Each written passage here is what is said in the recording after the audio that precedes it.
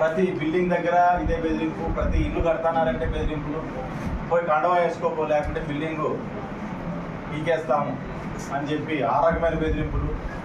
దగ్గర దగ్గర చంద్రబాబు నాయుడు గారి స్వయాన ఆయన చేతి మీద పట్టాలు, తుంపటి పట్టాలు ఎవరిచ్చిన ఆయన ఆదేశాల మీద తుంపటి పట్టాలు జరిగితే 6,000 పట్టాలని పీకి పారేసి వైఎస్ఆర్ లీడర్లకు 100 నీకు 100 నీకు 100 నీకు అని చెప్పి ఊళ్ళో జాకెట్లు పంచినట్టు పంచినారు. నువ్వు చేసుకోండి. రోడ్డుకున్న భూములన్నీ అన్నింటినీ తీసుకొని పోయి వాళ్ళకి కట్టబెట్టిన పరిస్థితి. ఇంకా మున్సిపల్ స్థలాల గురించి మనం ఆలోచన చేస్తే ఈరోజు మున్సిపల్ స్థలాల్లో బిల్డింగ్లు కట్టేసి రిజిస్ట్రేషన్లు చేసుకొని చేతులు మారిపోయే పరిస్థితి కూడా పోయిందంటే అప్పుడున్న ఒక అధికారి నుంచి ఇవన్నీ జరిగింది. ఇవన్నీ చూసినాక మీకు గుర్తుండాలా, మనం ఒక మేనిఫెస్టో అని చెప్పి పెట్టుకున్నాం. దాంట్లో ఏం చెప్పినామంటే మొట్టమొదటిది ధర్మవరంలో ఆత్మహత్య లేని ధర్మవరాన్ని కోసం పోరాటం చేస్తామని ఒకటి. 2, ఏదైనా బాత్రూములు ఇల్లు పీకమప్ప ఏదైనా ఉన్నా వాళ్ళని అడిగి నచ్చ చేసుకున్నాం, సర్దుబాటు చేసుకున్నాం. ఏ పార్టీ ఎవడైనా కానీ మా ఇంట్లో ఆడపిల్లలు ఇబ్బంది పడినారు, అదే అవతల ఇంట్లో ఆడపిల్లలు ఇబ్బంది పడితే అది సునకానందం పొందడం మాకు ఇష్టం లేదు, ఆ పరిస్థితి మాత్రం మీరు తీసుకురా అని చెప్పని మనం మేనిఫెస్టోలో కూడా పెట్టడం జరిగింది. కానీ ఈరోజు ఆ వ్యక్తికే కొన్ని ప్రాబ్లమ్స్, కొన్ని అవగాహన లేకపోవడం వల్ల, కొన్ని దీనిల వలన అతనికే మున్సిపల్ చైర్మన్ మళ్ళీ కమిషనర్గా ఈ ధర్మవరం మున్సిపాలిటీ పోస్టింగ్ పడడం జరిగింది. దాని విషయంలో ధర్నా చేయడానికి రాలే, కాలర్ బట్టి బయటకు ఇచ్చడానికి వచ్చినాయి.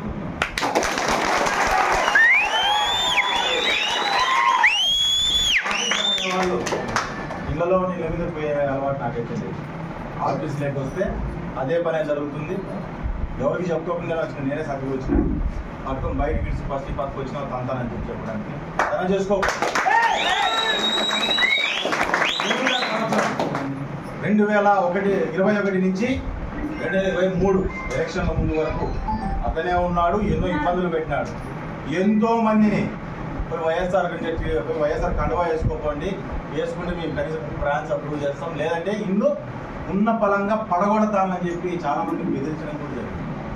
అట్లాంటి వాడు వచ్చినప్పుడు ఖచ్చితంగా ఏదో టెక్నికల్ ఏదో పైన అని చెప్పి చెప్తున్నారు. వాళ్ళని కూడా దాన్ని సరిచేయండి అని చెప్పి అందరినీ కూడా అడగడం జరుగుతుంది. అట్లాంటి వాళ్ళు వచ్చినప్పుడు ఖచ్చితంగా దానికి నేను వచ్చేది లేదు.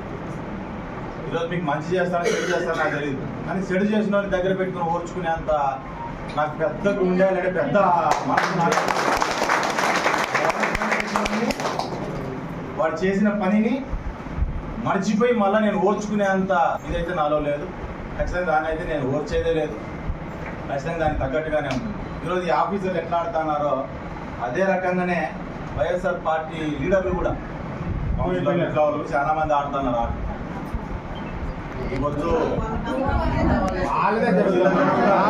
ప్రతిపక్షంలో ఉన్నట్లే ఉన్నామన్నా ఇప్పుడు ఇలా జరుగుతుంది. డ్రామాలు, రాజకీయాలు చేస్తున్నారు. అంటే బాబు వాళ్ళ దగ్గరికి పోవడం, ఇల్లు అంటే వాళ్ళ దగ్గరికి వాళ్ళకి తెలియక గబకని పోవడం, ఫోటోలు దిగడం, బయట పెట్టడము, వాళ్ళని గబ్బు లేదు వాళ్ళ మధ్య సమస్యలు పెట్టాలనే. అంటే బీజేపీకి తెలుగుదేశం మధ్య సమస్యలు పెట్టాలి, జనసేన తెలుగుదేశం మధ్య సమస్య పెట్టాలి, జనసేన బీజేపీ మధ్య సమస్య పెట్టాలి అనే ఒక కుట్రపూర్వకమైన రాజకీయాలు అనేటివి ధర్మవరం నియోజకవర్గంలోనే జరుగుతున్నాయి. చాలా వరకు జరుగుతున్నాయి. అవన్నిటిని కూడా మనం గమనించుకుంటున్నాం. వాళ్ళు కూడా ఒకటి గమనించుకోవాలి. గవర్నమెంట్ పోతే 2 నెలలు కూడా మీరు నిలబడలేకపోవడం అనేది నాయకులుగా నిజంగా మీరు ఏమాత్రం ప్రజల్లో ఇదైతారో మీరు ఒకసారి ఆలోచన చేసుకోండి. నిన్ను నమ్మి గెలిచినాడో ఓడినాడో నాయకుడు నిన్ను నమ్మి నిలబడుకున్నాడు, ఆ నాయకుని ఉంచినాడు.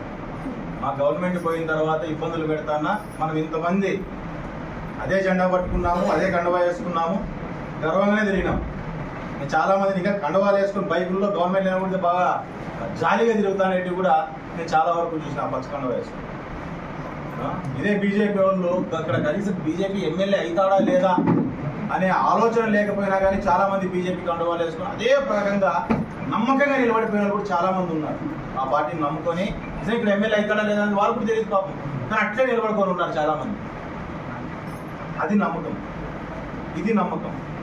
ఇదే రకంగా జనసేనలో కూడా అదే రకంగా నిలబడి, సిపిఐలో మనం చూస్తే అదే రకంగా నిలబడి. అవసరాలకి దారులు తొక్కట్లేదు, అవసరాన్ని బట్టి దారులు తొక్కట్లేదు. ఈరోజు తొక్కుతున్నారు చాలా మంది. వాడు దారి తొక్కడము తప్పే, వాడిని ఎంకరేజ్ చేయడం అంతకంటే పెద్ద. తీవ్రంగా గమనించుకుంటా ఉన్నాం. దాని మీద కూడా మేము కూడా దాన్ని కూడా మేము తట్టుకునేది ఏం లేదు. మేము గట్టిగా ఉన్నామని చెప్పి ఇద్దరి మధ్య సమస్యలు పెట్టాలనే ప్రయత్నం చేస్తున్నారు. దయచేసి వాళ్ళు కూడా మానుకోవాలని వాళ్ళకి చెప్తున్నాం. లేకపోతే దాని తగ్గ పరిణామాలు గవర్నమెంట్ ఏమైనా ఛాన్స్ అని చెప్పినాం. పరిణామాలు ఉంటాయి. కానీ గవర్నమెంట్ వచ్చి 2 నెలలు అవుతాను. 4వ తారీఖు 3 నెలలు 12 తారీఖు